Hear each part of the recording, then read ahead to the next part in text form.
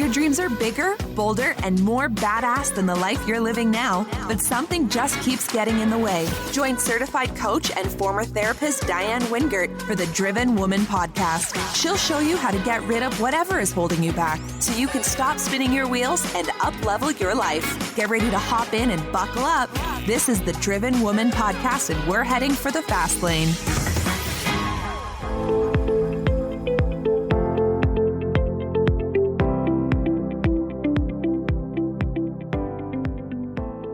Well, hey there, Driven Woman, and welcome back. Let me ask you a question. Do you think it would make a difference in your earning potential, your confidence, the profits in your business if you were better at negotiating? Let's just start with the basics. Do you even recognize when you could negotiate and when negotiating could make a huge difference in the type of clients you're able to attract, the fees that you earn, and the overall trajectory of your solopreneur career? Yeah, that's what I'm talking about. You see, something I did not know, and you may not either, is that little boys and little girls are kind of right on the same level when it comes to their ability to identify what they want and to ask for it. But by the age of 9, boys pull ahead and girls start to fall behind, and most of them never catch up. Now that means an untold amount of opportunity and financial reward that doesn't happen for girls simply because they don't know when to negotiate, how to negotiate, and to actually embrace getting what you want and not just what you need. You see, we have blind spots, we have mindset issues, and we've got all that cultural conditioning that tells us we should be humble, we should be grateful, and we should be more concerned about other people feeling comfortable and happy than our wants. Well, today's guest, leadership coach and consultant, Joanne Zuk, is going to bring it down for us and let us know why it is more difficult for women to negotiate and how we can get better at it, because it makes such a big difference. Now, I've never asked you to do this before, but I want you to share this episode with one other person. You know the one. That woman in your life, whether she's a colleague, a friend, a sister, a spouse, who is always settling for less than she actually deserves and desires. Get this information into her ear holes and not just yours. Will you do that for me? Because this conversation is an important one, and Joanne and I want it to get to as many women as possible. Are you ready? Here we go.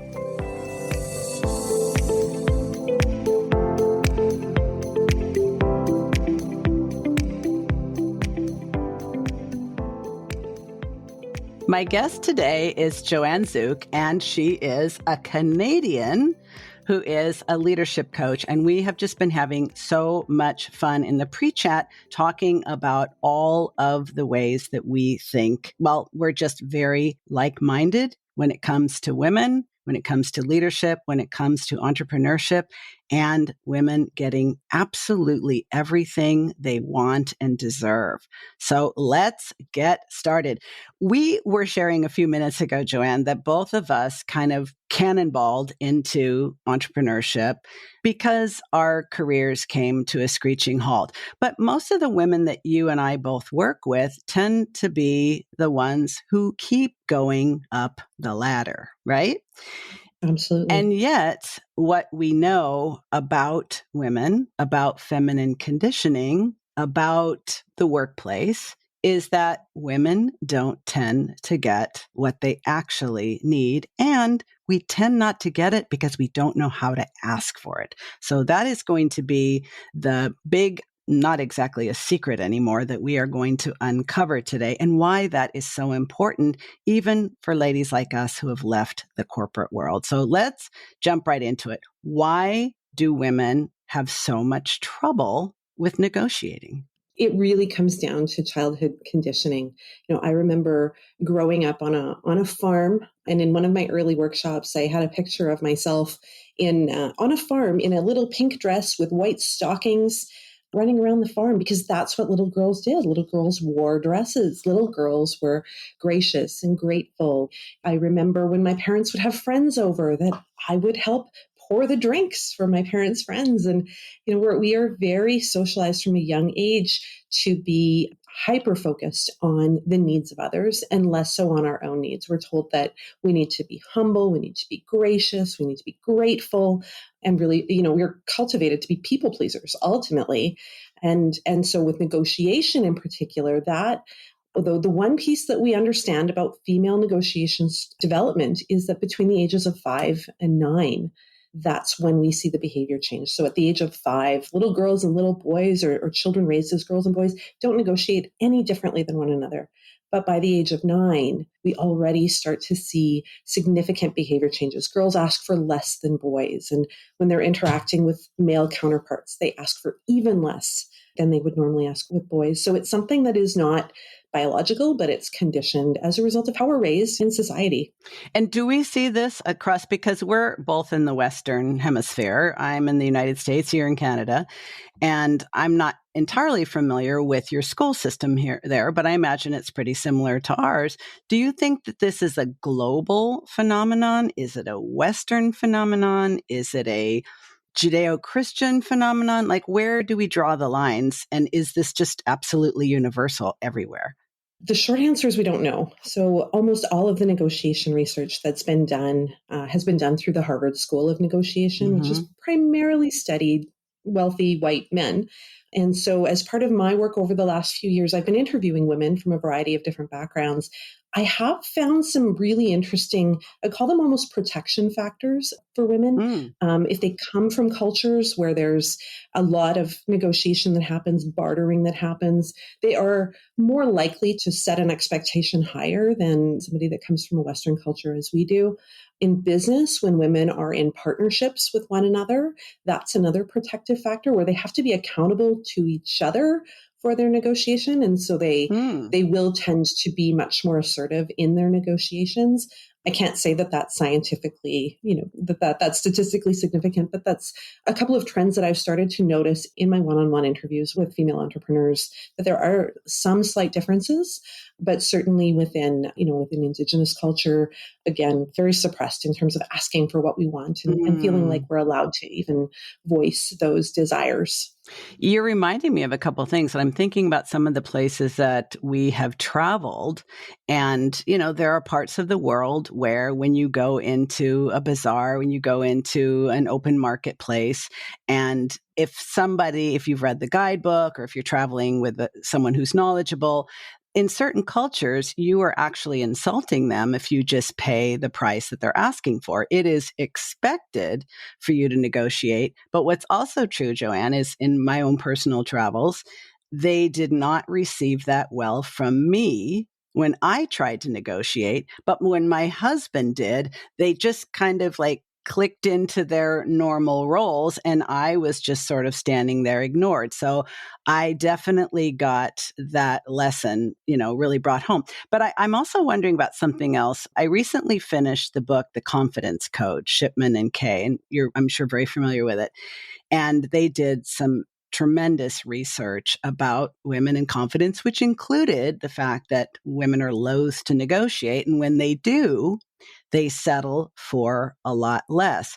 But something I've noticed is that women who have been raised as girls in competitive sports, sometimes, and again, this is not scientifically verifiable, but in my own personal experience, women who played competitive sports, particularly swimming, where they were on both a team, but their individual performance was heavily weighted, those girls seem to have a little bit of an edge when it came to identifying what they needed, asking for what they wanted, and negotiating in order to get it. Have you experienced anything along those lines? I haven't had the experience of interviewing any folks who have had that sort of that professional sports training, but that doesn't surprise me at all. Just because you're in that position where when you're competing, you need to be able to advocate for your own needs. Otherwise, you're putting the team, and often it's again that protective factor of being accountable to someone else. And so that team environment, I imagine would be very reinforcing for it. But no, I haven't had the opportunity. So I'd love to interview. If there are elite athletes who would like to sit down and have a conversation, I'd be thrilled to have that conversation with you. Actually, one of my former clients, Nora Wagner, she was a client success story on this podcast, was in training for the Olympics as a weightlifter. So let me see if I can put the two of you in contact, because she might be a wealth of information along those lines. But, we're talking about women. We're talking about our ability to identify what our needs are, our reluctance to ask for what we need, for what we want, for what we expect. That starts at a very early age. But I know that you wouldn't be a leadership coach if you didn't have a way for women to not only learn new skills, but unlearn a lot of that past conditioning. So help me understand, how do you even begin that process? Do you think all women who are settling for less than they actually want, whether they're in the workplace or solopreneurs, are even aware of it? No. And that's the trouble, is they're not even cognizant that they can ask for more. They're not aware that they've entered a situation where negotiation is possible. I work primarily with female solopreneurs. And when I sit down with them for the first time, or I invite them to a workshop, we spend a little bit of time at the beginning just identifying all of the places in their businesses where they're negotiating on a regular basis. And so, if you're a solopreneur, if you're a coach, if you're a consultant, sure, you're putting together proposals for an organization. And as women, we tend to put together the proposal considering that kind of base need level, like I can deliver this for this amount. And we've already negotiated in our own minds what the lowest price is. We haven't thought about what's the Cadillac version of what I can provide and what's the Cadillac price that would go along with that, and strategically negotiate down from there. So the way that I always start is helping people first to become aware. And, if you look at education taxonomies, the Bloom's taxonomy is a great one to look at in terms of just getting aware of all of the opportunities, and then building that knowledge and comprehension and integration over a bit of time. So awareness is a big part of it, but then even understanding the system. Like, where do we learn negotiation? We learn it through role modeling, if we're lucky. I teach it at the university through one of my courses, but only if you're in a business program or you happen to take organizational behavior would you ever take a class in negotiation. And it's something that we do every day. And it's a very, even if you strip the emotion and the blind spots out of it, it is a process. And we carry these connotations that go with negotiation. I sometimes tell the story of when I was a little girl, I used to watch The Young and the Restless with my grandma. Mm-hmm. And there was a character on that show, Victor Newman, who would, he would drink scotch in the morning in his crystal glasses, and he wore alligator shoes, right? And that's who I imagined when I thought about negotiation, right? I thought about, of course, a white, powerful man in business, not, a woman who is a life coach or who's developed products that they're selling, who's made a granola bar that they're trying to get on the shelves of the local supermarket. And so we don't see ourselves in negotiation. We don't recognize the places, and then we don't know what that process is. So even before you enter the emotional components of gratitude and humility and these blind spots that I've identified from working with clients, there's just so much that we don't know. So my framework is about knowledge.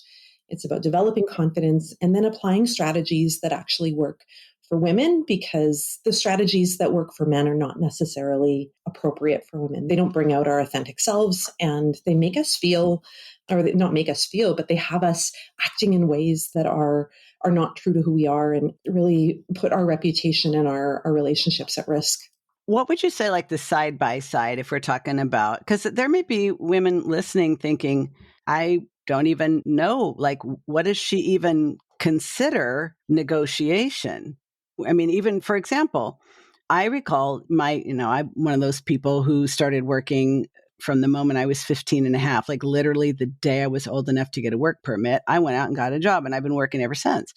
I did not know for many years that the amount of money that you're going to be paid for a job is something that you could talk about.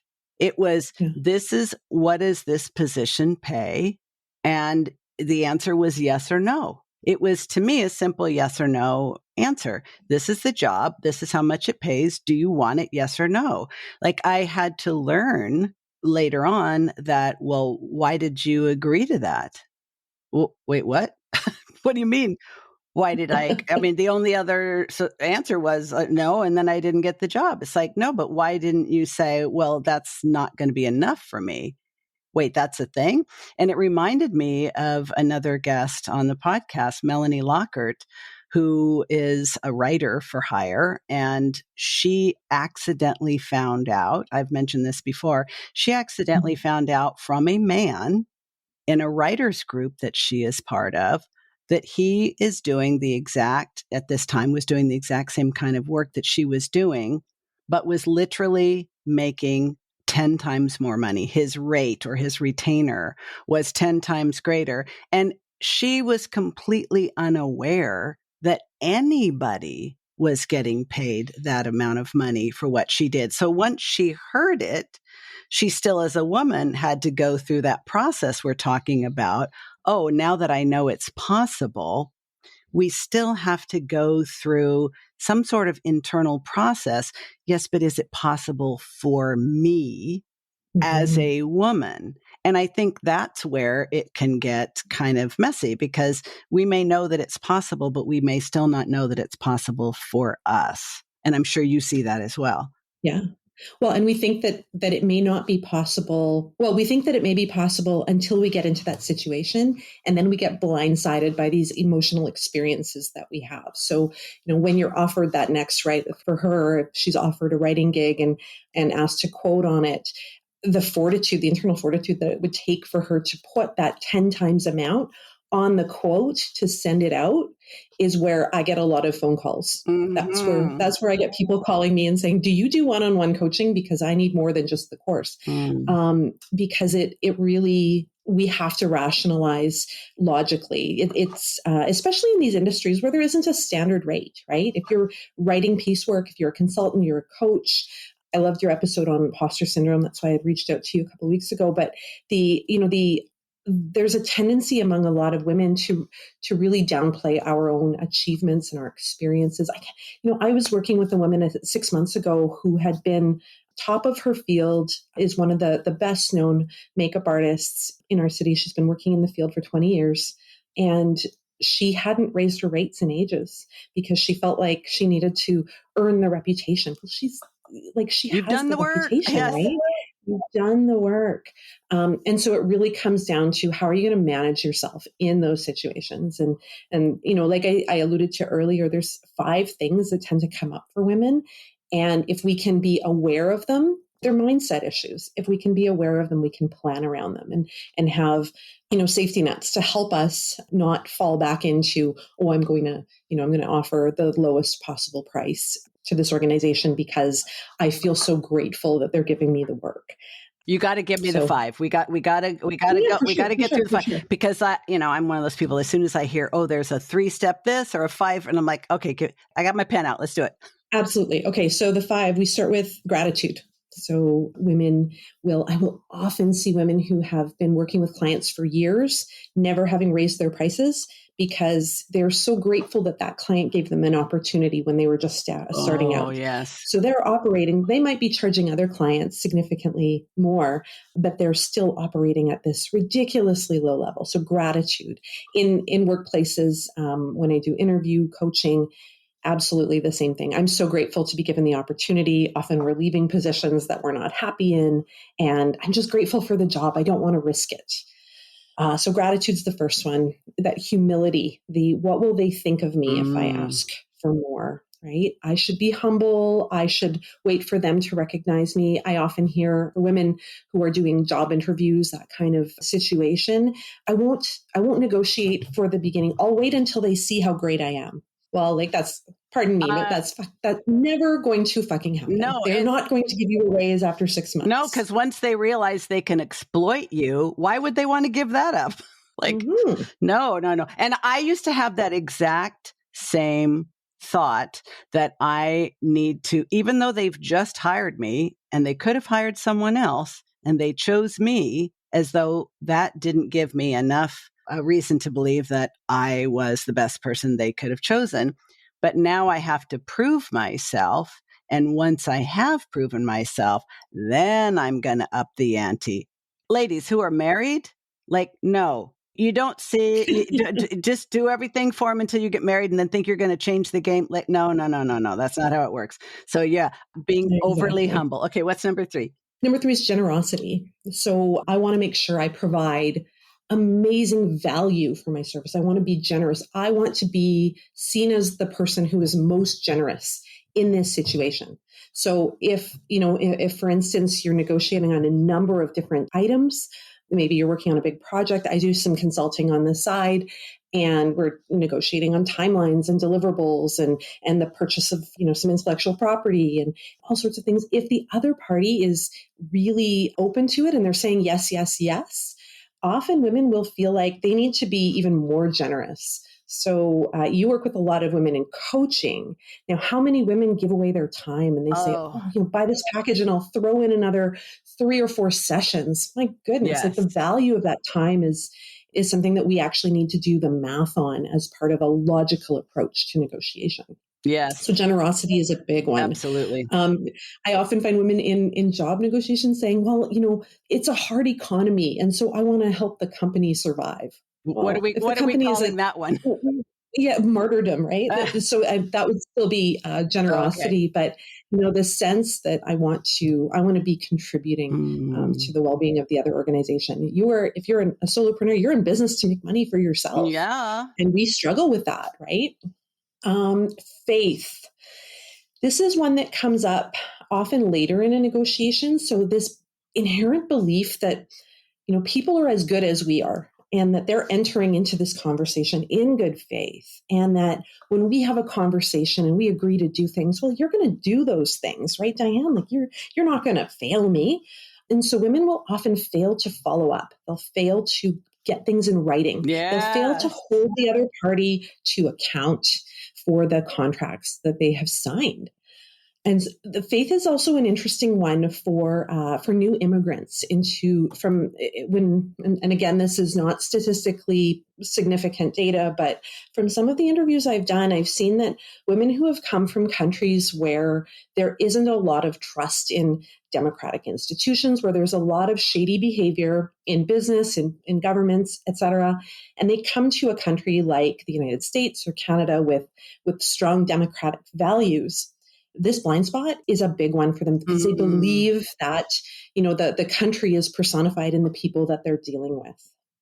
And then the final one is just, it's the general people pleasing, not for any of those other reasons, but just because there is this compulsion that we experience to put others first and always worry about meeting their needs before we even think about our own. So, the one I always struggle with is when I do consulting and we do a strat planning session. I hate organizing things. I absolutely, my husband and I, well, he's not actually my husband. We've been together 15 years, but neither of us could organize a wedding. So we're just never going to get actually married. Yet I find myself compelled to offer, when we do a strategic planning session, to offer to organize the food and the environment and the games that they play. And to me, that is worse than hell, is organizing events like that. And yet that people pleaser in me feels compelled to do so. So I have to mitigate that by being aware, pre-planning around what do I think is going to come up. We're all subject and susceptible to all of these at different times and in different relationships. Absolutely. And so really doing some work ahead of time to understand, okay, this is somebody I've worked with before. Do I feel like I owe them a debt of gratitude? Like what am I bringing to this conversation, and how do I need to take up space in that conversation so that I'm not giving away what I deserve, what I desire, and not, fighting is a strong word, but not declaring what it is that is fair and appropriate for me. You are reminding me of something I don't think I've said on this podcast recently, but I know I have referenced maybe an interview somewhere. I think the thing that most successful women feel terrorized by is the thought that someone will see them as, here it comes, selfish.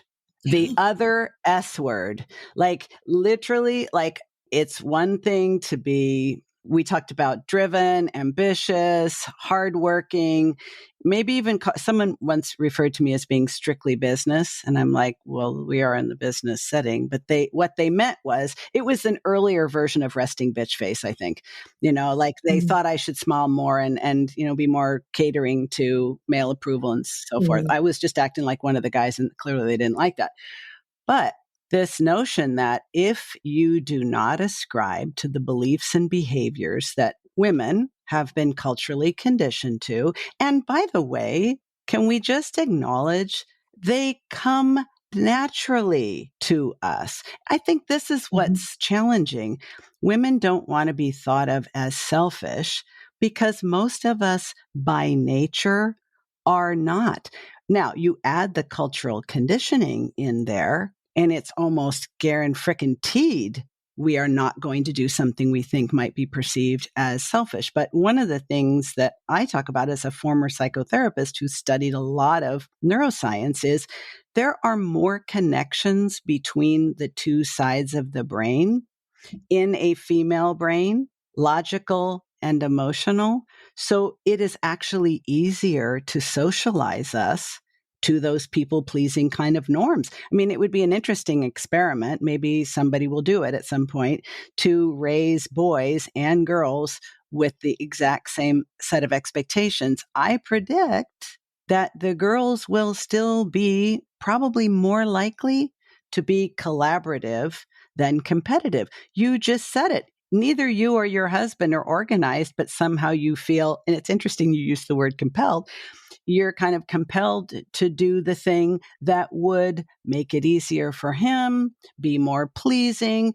And frankly, those things make us feel good even when we're undermining ourselves. Hey, it's Diane with a quick interruption to the episode because I've got a couple questions I just need to ask you. One, are you where you want to be in your business? Are you making the money you want to make, working the hours you want to work, seeing the clients that you want to see, and getting the income and impact that you went into business to get? And if the answer is no, what's holding you back? Why is there a gap between where you are and where you want to be? Do you know the answer? In my experience working with female solopreneurs, so many of them don't even really know what's standing in their way, and that is so frustrating. So I created a little quiz called What's Holding You Back? There's a link to it in the show notes. If this is you, please take the quiz. And if you do, DM me on Instagram at Coach Diane Wingert and let me know your results. Now, on the other hand, if you already know what's holding you back, if you already know what the obstacles are that are getting in your way from achieving the income and impact that you deserve and desire, then I don't want you to take the quiz. Forget about the quiz.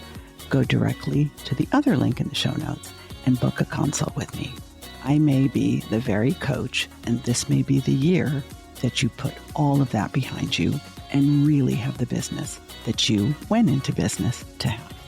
For everybody else, keep on listening. And if you find value in what you hear, don't forget to leave me a rating and review on Apple or wherever you're listening. Here we go, back to the show.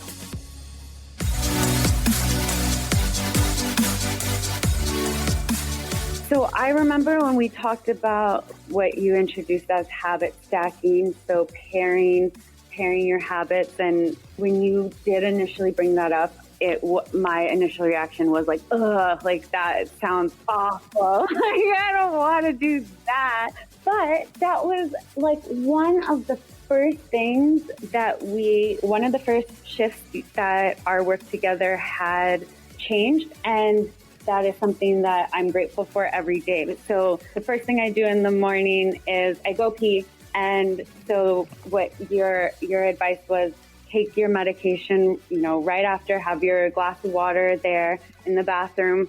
And so that's sort of my daily routine. It's going to the bathroom, taking my medication, contacts, coffee. Yeah. And it's great because it just cuts out any chance of forgetting, which then would lead to kind of lollygagging around and then like, oh, wait, have I taken it? I should take it. Wait, but this one other thing. And so that really starts off the day so consistently and well. So that is the first thing. And then with regards to the rest of my morning routine, my best friend and I, we live together and we exercise in the morning now. So we've been doing that for the past 4 months, like at least 4 days a week. And so we do beach body, and it's just really fun because we do have the accountability of there's going to be someone waiting for you. So your butt better be up.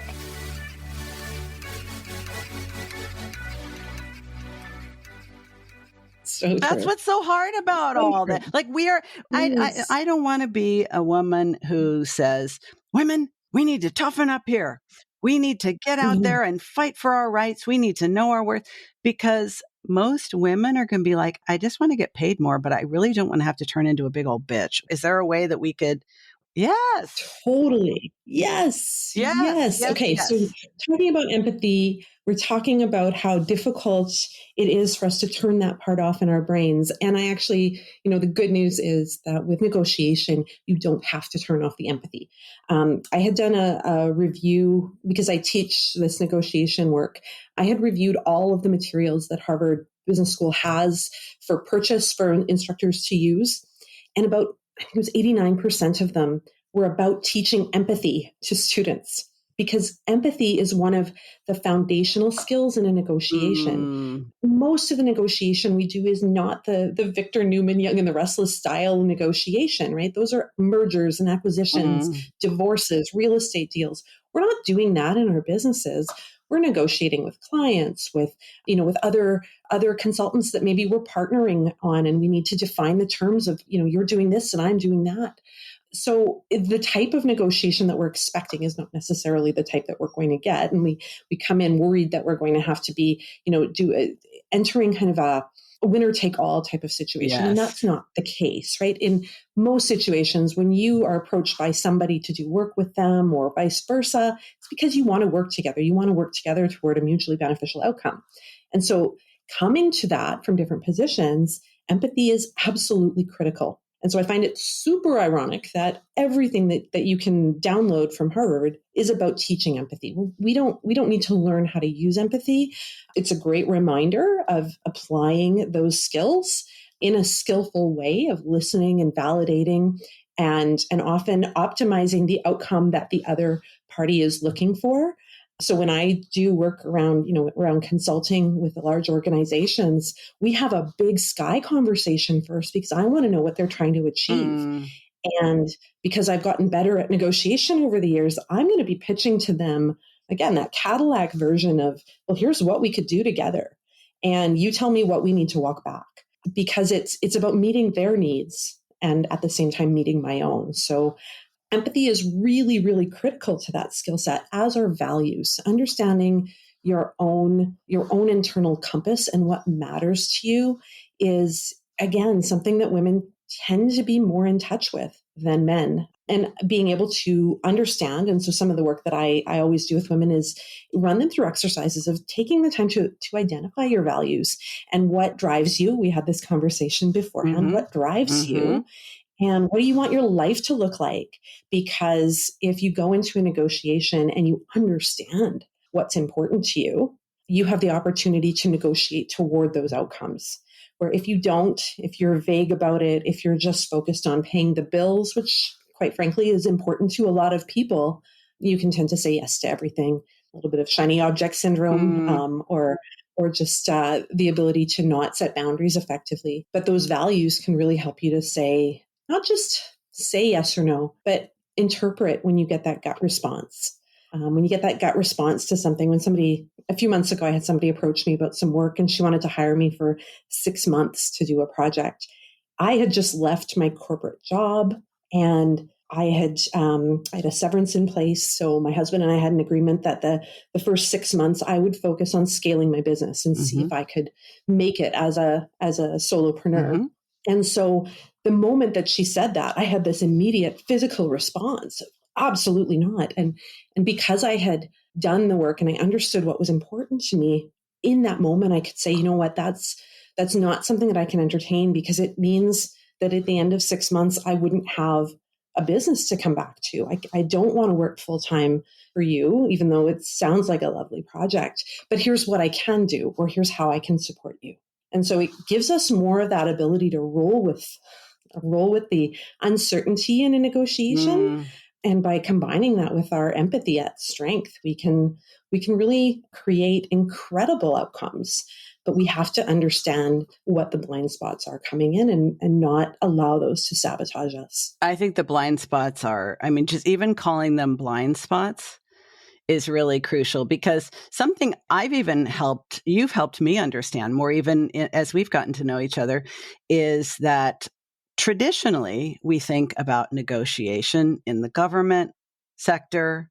We think about, and I know you come from public service, I came from nonprofit, where there's an ethos about, we don't talk about money. We're here for the good of the collective. We're here for others. There's this binary distinction in so many conversations in corporate, nonprofit, and public service that it's like, well, you either want to make money or you care about people. And I remember, going through the social work program at UCLA, it wasn't quite spelled out that clearly. But I remember hearing in many different variations of that, I'm sure you've heard it in public service, that basically you're either a person who cares about people or you care about yourself. You either care about money or you care about making an impact or making a difference. And there's this artificial distinction where you can't do both. So if that's sort of the big picture, if you will, that's kind of like the global norm. Every time we may think, I haven't had a raise in 3 years, or I haven't raised my fees in 5 years, or whatever, then you're like, oh, no, I remember now. I'm a good person. I care about people. I'm not a money grubber. And then, of course, our mind starts to remind us of people that we think of as greedy, that we think of as selfish, that we think of as only caring about the money, and then how much we don't respect them and we don't like them and we don't want to be like them. And then we just kind of tuck back under and allow ourselves to continue to be exploited. So one of the things I try to uncover as a blind spot is that all of that is learned. All of that is learned, and that distinction between making an income and making an impact, you didn't create that. That doesn't actually exist. And that kind of makes your head explode a little bit, because you're like, wait a minute, if that's not true, what else isn't true? Now, a few minutes ago, I think I swung you in the direction of talking about the 5 mindset issues, but I don't think I gave you an opportunity to share the difference between how men negotiate and how women tend to negotiate, and why it doesn't work for women to negotiate like men. Right. Well, so much of it is mindset related. Women do approach a negotiation thinking only about the minimum level that they need. Okay. So what do I need? Not what do I want?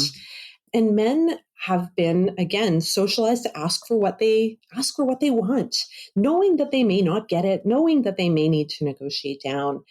And so want is such a uncomfortable word for us. I actually deliberately use the words deserve and desire in my tagline, get what you deserve and desire, because I know it makes people a little bit uncomfortable. But it is a bit of a push against that dichotomy of, you're not selfish or selfless. There is a continuum there, and self-respect is somewhere in the middle.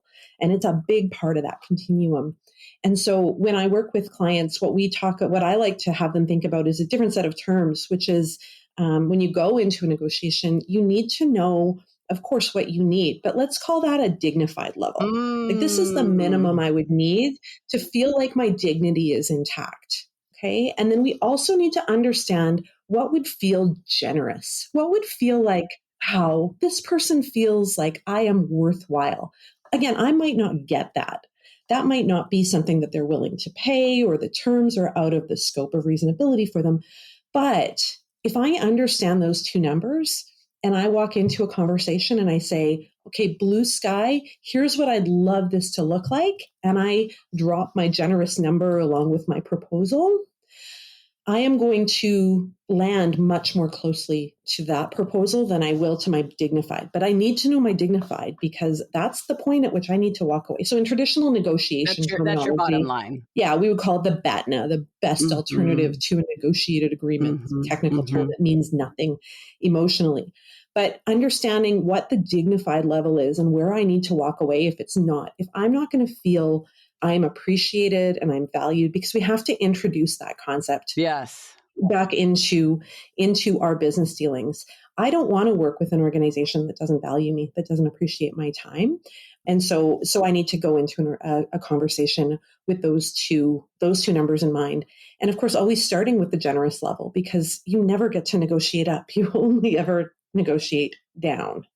And so if you're starting with your dignified level, you're going into undignified territory very, very quickly, especially in situations where the other party is expecting to negotiate with you.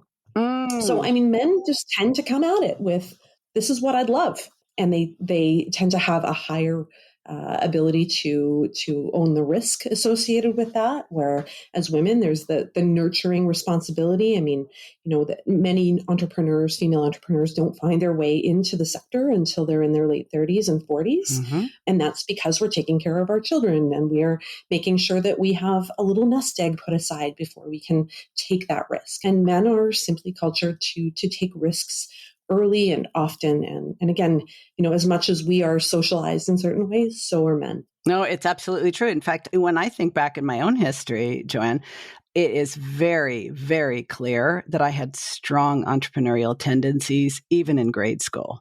Like I was that Girl Scout who sold more cookies than the rest of the troop combined, right? I was that kid in after school daycare that was teaching other kids how to start their own business and getting shut down for it.